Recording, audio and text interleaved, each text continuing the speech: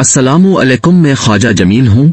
आप YouTube channel सियासत और सहाफत देख और सुन रहे हैं। आज वीलाग में दो खबरें हैं। पहली खबर, चेयरमैन इमरान खान के खिलाफ इद्दत में निकाह का मुकदमा खत्म हो गया।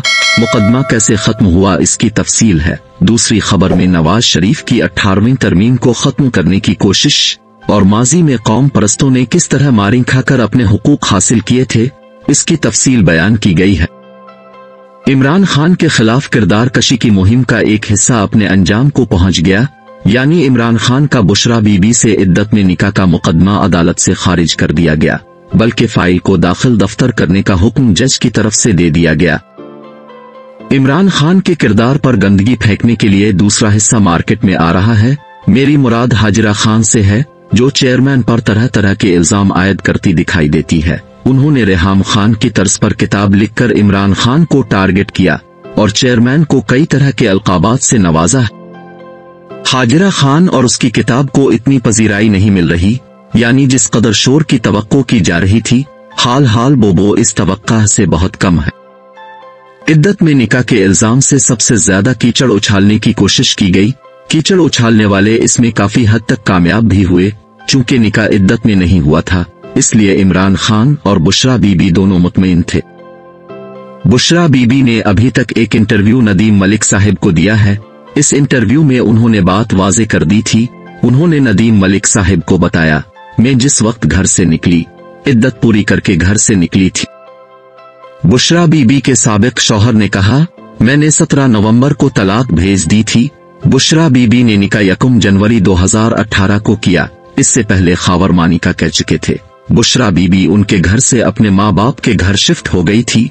अगर उन्होंने 17 नवंबर को तलाक दी है, निकाह 1 जनवरी को हुआ है, इस सूरत में बुशरा बीबी और इमरान खान को सजा पकी है। अब तमाम सबूत लेकर अदालत में क्यों नहीं चले जाते? खावर मानिका ने एक टीवी प्रोग्राम में तमाम बातें अयां की हैं। वो अदालत में चले जाएं।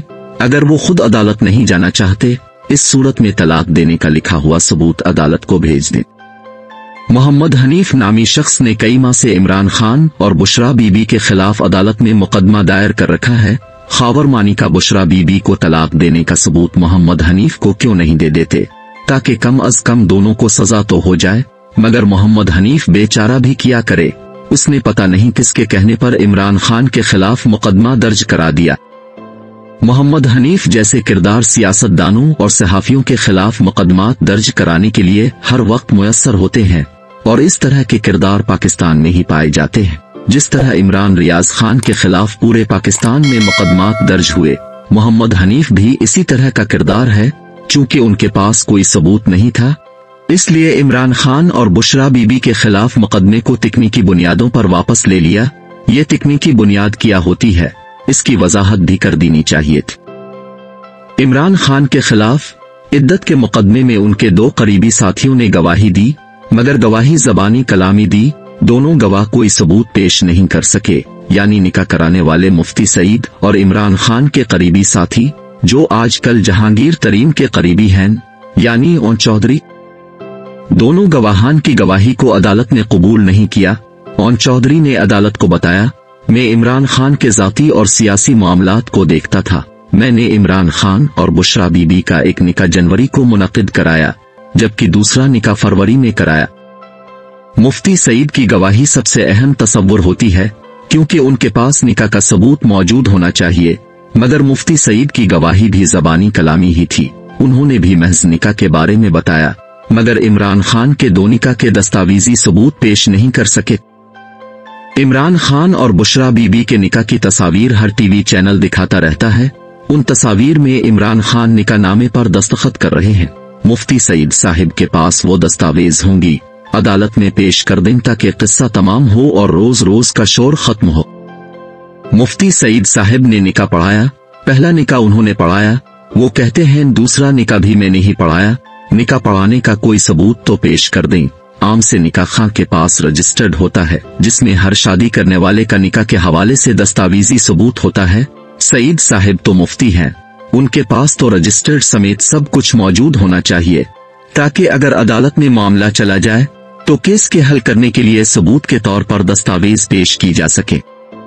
अफसोस मुफ्ती सईद साहिब भी हर चीज ज़बानी कलामी मीडिया और अदालत में पेश कर रहे हैं। इस ज़बानी कलामी को न इमरान खान और उसकी पार्टी कबूल कर रही है और न अदालत में उनकी ज़बान और कलाम को तस्लीम किया जा रहा है।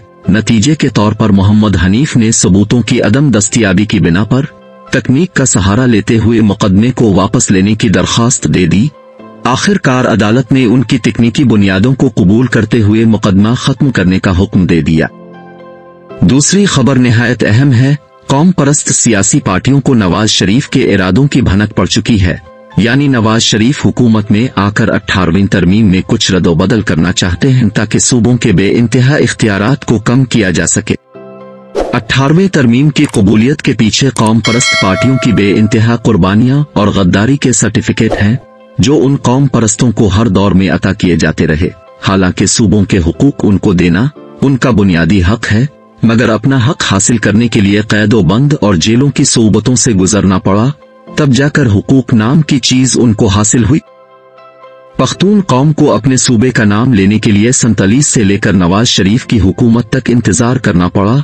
खैबर पख्तूनख्वा से पहले इस सूबे का नाम शुमाल मगरबी सरहदी सूबा था।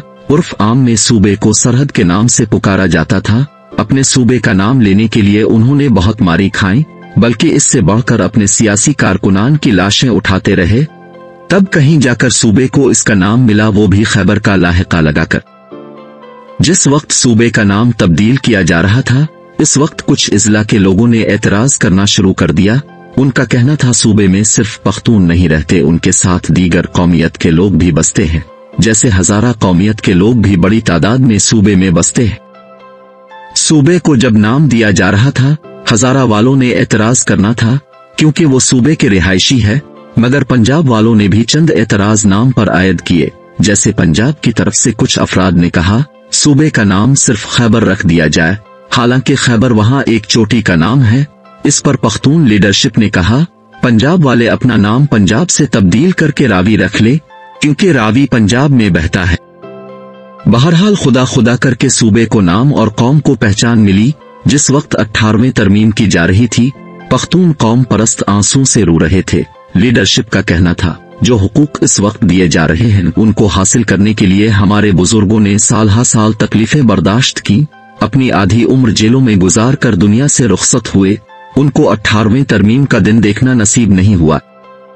अब इसी 18वीं तरमीम के हवाले से बातें अफवाह की सूरत में गर्दिश में हैं। कहा जा रहा है नवाज शरीफ हुकूमत में आकर 18वीं तरमीम को खत्म करना चाहते हैं ताकि सूबों से हुकूक लेकर वापस मरकज को दिए जाएं। शायद वो वफाक ताकतवर, सूबे ताकतवर के पुराने नजरिए पर अमल करना चाहते हैं। हालांकि ये नजरिया अपनी मौत अब मर चुका है। अब इसके बरक्स नजरिया अमल दिखा रहा है, यानी सूबे ताकतवर, वफाक ताकतवर। 18वीं तरमीम की मंजूरी से सूबा परस्त सियासी पार्टियां आहिस्ता आहिस्ता अपने अंजाम की तरफ गामजन थीं।